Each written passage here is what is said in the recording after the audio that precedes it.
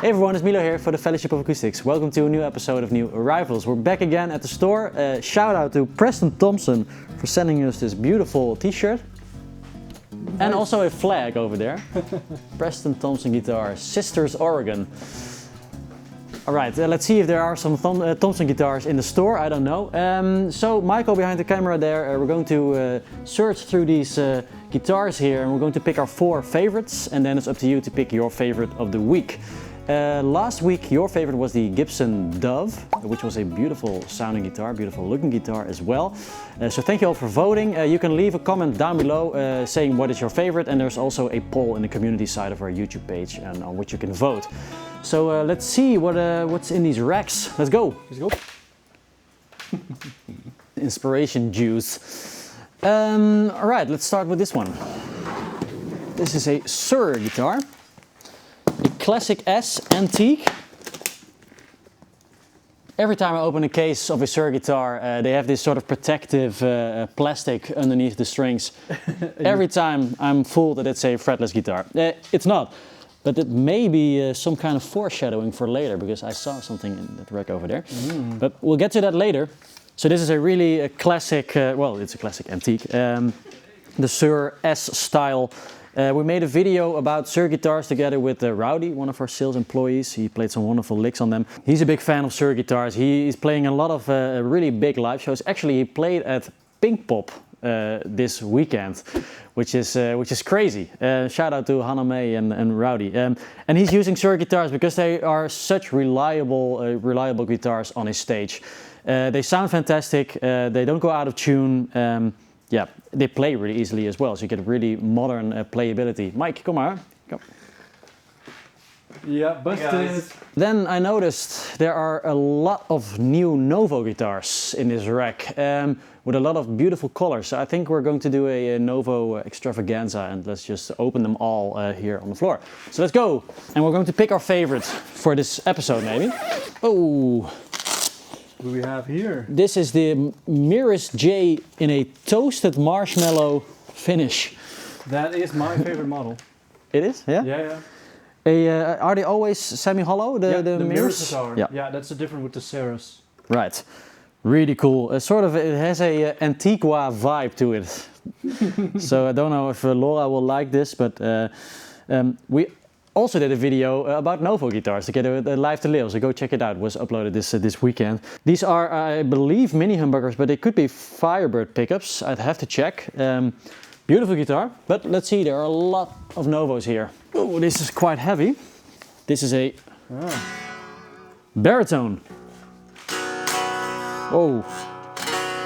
Damn. And it's tuned out of the bag. Yeah. And I think this is a B. Yeah. Yep.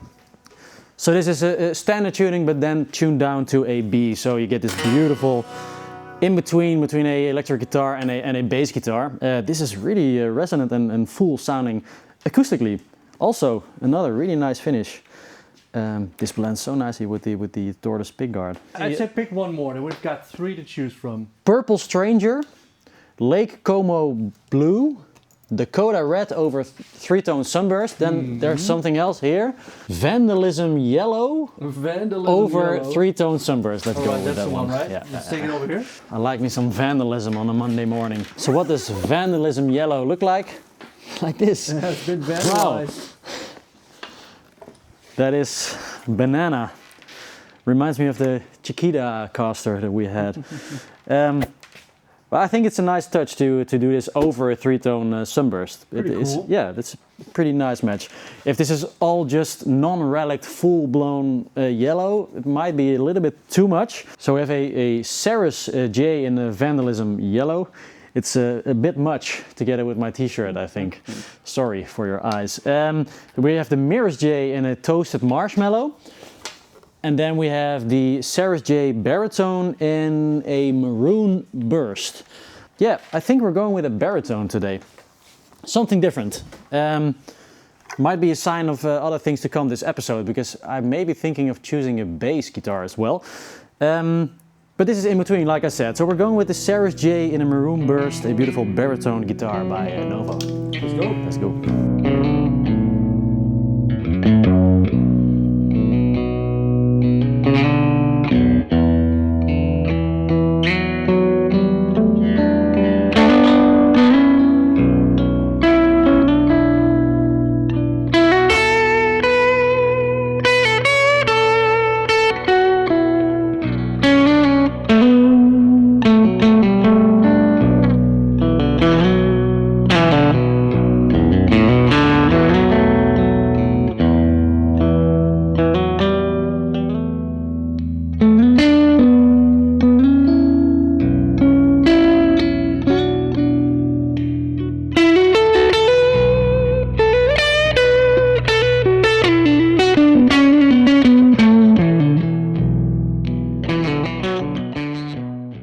let's start with this second-hand Martin guitar. This one is a HD28 from 2006. Look at that. So the HD28 model with the herringbone. Another thing that's different between the HD28 and the D28 is the scallop bracing that these models have. When you compare it to the new refresh D28s, those actually have a really thin golden arrow style bracing. So they are a little bit more similar to the older HD28s. But when there was just the reimagined D28 and HD28, this was one of the differences. So the HD28 had a little bit more movement on the top, so a little bit more bouncy, a little bit more bass response, a little bit more bass heavy, you could say, and you get the added beautiful herringbone on it. This one is in good condition. I don't see a lot of marks on it. It looks barely any. 2006, so that's getting to be quite old. Let's check it out.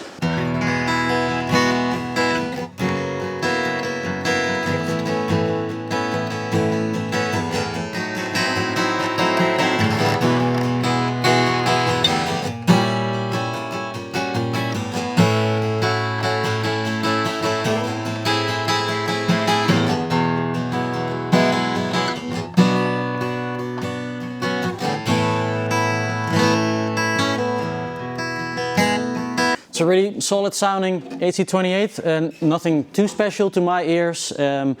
It's just the way these newer Martins sound, and they sound fantastic. I think it's not a choice for these new arrivals, but have a look out on the websites, or if you're interested in a HD28, this is a really clean and good sounding one. And finally, we have the opportunity to show you this very guitar. This is a Taylor case. It's been in our store for a few weeks now, but we couldn't show it to you. But this week, this model will have been released, so maybe you've seen it somewhere on the internet. This is their new 517E gold label series. Check it out. A beautiful slope shoulder dreadnought in a sort of, you could say, J45-esque style. So we already had the 814E gold label guitar already announced a few months back, and now we have the 517E, which is this one, with mahogany back and sides and a torrefied spruce top. And we also have the 717E, which is the rosewood version of this one. Yep. I already have it here on the floor. So let's open it. A beautiful 717E with a... Same model, same finish, just rosewood. Yep. That's pretty cool. What you also get with this one is when you compare it to a J45, there are some differences and a lot of similarities as well. But this one has a longer scale length than a Gibson J45. So that does a lot to the tone. So we did a comparison of the two, which is also a video we've released. So if you want to hear that, go check it out. It really makes a difference, this scale length. So more tension on the strings gives it a bit more clarity, a little bit more volume, a little bit more high end as well. So where the Gibson has sort of a mellowness in the mid-range, it can be somewhat muted. The Taylors have a added clarity to them. But the Gold Label series does sound different than other Taylor guitars. So I think we can all agree that Taylor guitars has their own sound. Yep. And they are really proud of that, and that's what they strive for. Mm-hmm. And these gold labels are really a diversion of that Taylor sound, because they really drew a lot of inspiration from the flat top guitars of the 30s and the 40s. So that's what they're going for with the sound as well. So a little bit more of a vintage sound compared to the more modern Taylor sound that we are used to. They come in a sort of different finishes, a natural, a sunburst, which is this one. And then we also have a blacktop, and we have that one in store as well. And I really like Taylor's blacktop finishes. I think they look really cool. Yeah. Ooh. A shiny blacktop. 517. Yeah, right? so this is a 517 with the mahogany. Another thing with these guitars is you get the LR Baggs VTC system instead of the Taylor ES2. Yep. ES2 system. You have a Honduran rosewood bridge, and you get West African Relic ebony fingerboard. Yeah, there we go, straight from Cameroon. Yeah, man. All right, a Santa Cruz guitar. Still no Thompson, I'm afraid. So I'm sorry, but this is a Santa Cruz guitar. Richard Hoover and his team built this OM42 with rosewood and moon spruce. Nice. Really tight grain on this moon spruce. Don't know if you can catch this. Really tight. 42 style embellishments on this one. Beautiful set of rosewood on the back and sides.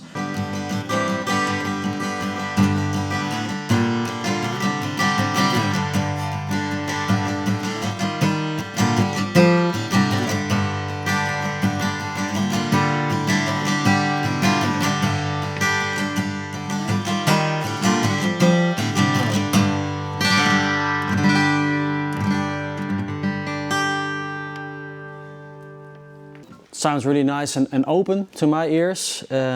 It's got not a lot of bass end, but it's really balanced sounding. It's a beautiful guitar and beautiful to look at as well. Let's do a quick comparison to the Blacktop 517E, though it's a totally different guitar, I know that, but this one piqued my interest and was thinking of choosing it for this week.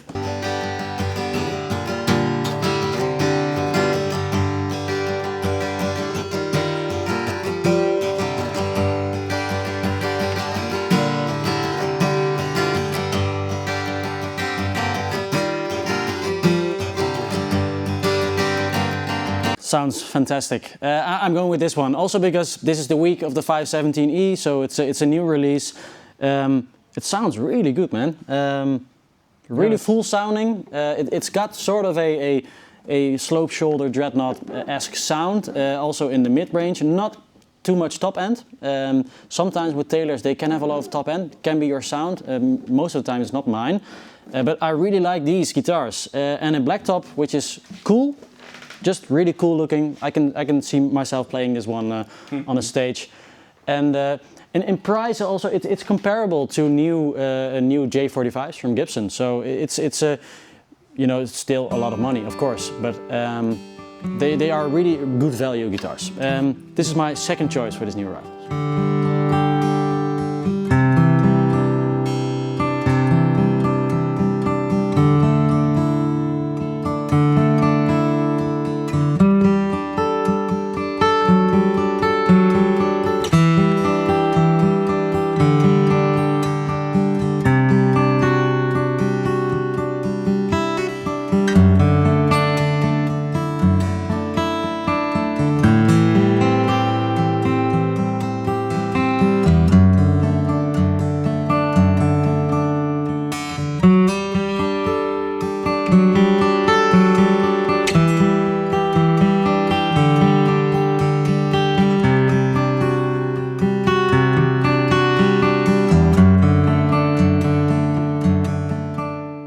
Okay, it's time to enter our TFOA time machine. Let's go! We're going to 1966. And we have two guitars. Well, I say guitars, two instruments. Stay there, I'm going to grab the other one. I'm staying right here. A few moments later. There we go. Only German stickers on this one. X-rated. X-rated. We're going to start over here. We have a P bass. I did a little bit of cheating. I said 66, but then we found out actually this has a L series serial number on the back plate. As you can see. So that means 65. It's 65. We checked it. But I'd have to say this is sort of in a transitional phase, this P bass. First, let's have a look at it. It's really clean looking. Not a lot of modifications on this one. So yeah, in 65, Fender was bought by CBS. So this is a bass that was produced in the transitional phase. So we still have the L series in 65. We see some changes. We have the pearl dots instead of the clay dots. A different logo on it. I don't know, maybe this is also when they changed to a 3-ply tortoise guard. I'm not quite sure. This is a 65 P bass. Some love for the bass players out there. Then we are going to 66. To the German sticker case. 66 Germany. Because we have a Fender Jazzmaster with a rose. That's nice. Now we can see with the Fender stamp here, no L series anymore. So we are definitely in 66. Yeah, I love Jazzmasters. I play a 63 Jazzmaster most of the time. I'm really in love with them. This one has been upgraded with a mastery bridge, which I think everyone should do who owns a Jazzmaster. The most stable intonation, those are really good. Some of the changes that we see are, we have some new knobs on these CBS Jazzmasters. At first they were more the standard Strat style knobs. Now you get these witch heads, I believe they call them. You get the block inlays as well. Instead of the dots, and you get some binding on the neck. This started in 65 already. I believe 66 was actually the year that they changed to the blocks on the fingerboard. So we're going to pick one of these 60s Fenders. Also a nice match with the tie-dye shirt, a 60s, nice. 60s Fender. It was totally not coordinated. No, it wasn't. I think, yeah, it's just my bias, my personal bias. I'm not a bass player, though we love all of our bass players all around the world, of course. But we're going with the Fender Jazzmaster from '66. This is my third choice with the rose.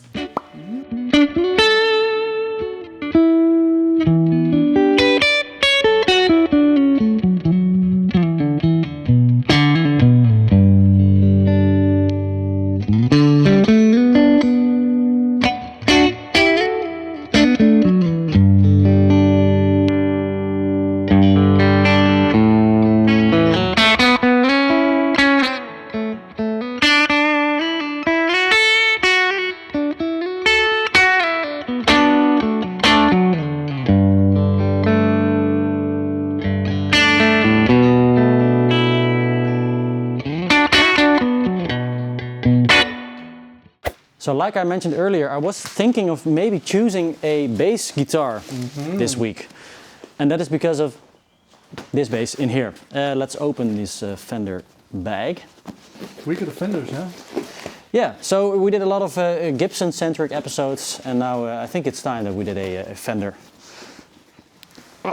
Really? We can give you a different bag when you buy this. This has seen better days. So, we have a fretless. We already did a heads up with the fretless on the Sur, which I thought was a fretless, but this is a fretless P-bass from '78. Nice. We have a jazz bass pickup as well. So that's another addition. I believe this wasn't a factory, but I believe the fretless was factory, and they started doing this option, if I'm not mistaken, in 1970. They started giving a fretless option. So if I'm right, I believe this was a factory fretless P-bass. There are some extra holes here. Maybe there has been a cover on here also over the jazz pickup. I don't know, some other holes there, but other than that, the fretboard is looking really clean. That is nice on a fretless bass. Maybe we can play some Pino Palladino. On our way to the guitar that I want to show you, I want to quickly feature this beautiful Loudon. This is a F50C, and this one has Brazilian rosewood back and sides. Wow. There we go. Brazilian rosewood. Nice, really smooth. Beautiful. What a work of art. Every time we see these, especially the 50 series, of course, those are the most master grade Loudons out there. Yeah. Incredible. Adirondack top on it as well. If you're interested, we can always make demos on demand. So if you want to hear this guitar, please shoot us a message. We have a whole sales team that is ready to shoot a demo for you. So yeah, just wanted to show you this beautiful set. Oh, I see some action. Ah, some bill action. Some bill action. Yeah, don't we love eating some squirrels? Bill is too preoccupied to choose a guitar model. You'll have to do it yourself. I'll have to do it myself. Look at this. What do we have here? We have a 1969 Gibson SG Custom, a 3 pickup SG. The label says that this might have been a cherry red before. Then it has really faded. You could also fool me for a walnut. Yeah. I'm not really sure. We'd have to dive into this. This guitar has a story to tell. It's been in here for quite a while. It needed a lot of work. It was in a bad way. You could say in dire straits. It needed so much work, and we did it all in-house. And I think now it's in pretty from afar, it's in pretty original condition. Inside, some of the pots have been changed. I'm not quite sure about the electronics. This should be the patent number humbuckers. We have the correct vibrato system. I do have to mention that this also did have a Roland guitar synth pickup. So if you're if that is a turn off for you, maybe don't buy this.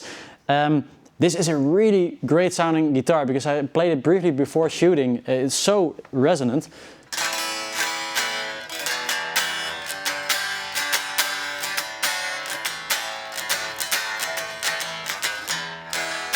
That's pretty loud for a solid body electric.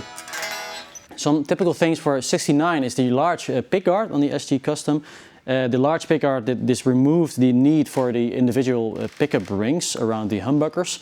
Another thing, in 69 they started featuring the walnut finish on the SG Custom. So this could maybe have been a walnut guitar because they did feature this in 69. I think this is a really cool guitar. If it sounds as good electric as it does sound acoustically, then it should be a winner. So I think this will also rock. This is my final choice for this new arrivals. A SG Custom from 69.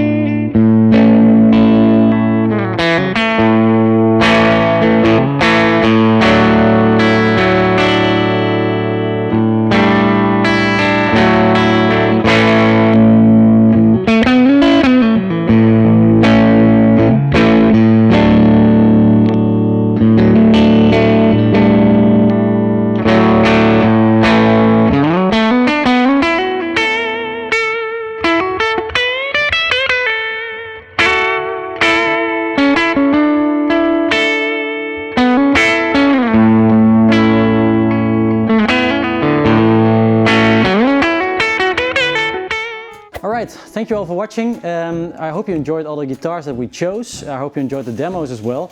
What is my favorite? Man, I'm really charmed by the SG Custom. I think you should leave a vote in the community poll. You should. You can leave a comment down below as well. Please vote for your favorite of the week. And like Michael said, there's a poll in the community side of our YouTube page. Anything else to mention? Yeah, we have a festival coming up here in September. Go check out our website if you want to visit. Yeah. I think that's mostly it. We want to see you next week, of course. See you again. Bye-bye. Bye.